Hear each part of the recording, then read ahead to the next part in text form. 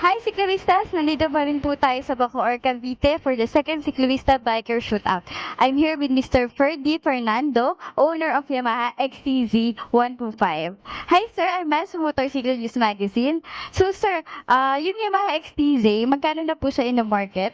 Ang price niya is 82,000. Okay, sir. So, sir, ano po ba yung looks and features na nagustuhan niyo sa Yamaha XTZ? As a bike, gusto ko yung ano niya, single shock sa likod. And then, yung bigger tires, 1821. And then yung good handling and stability, tsaka very nimble on the road. Okay po. So, sir, how about naman po yung speed and acceleration? Maganda yung torque niya, from 0 to 60. Siguro you can have it in about 15 seconds. Kamusta naman po yung engine niya, sir? Engine is good, quiet, and um, mas powerful nga siya sa lower gear. You can recommend po ito sa lahat ng ciclista?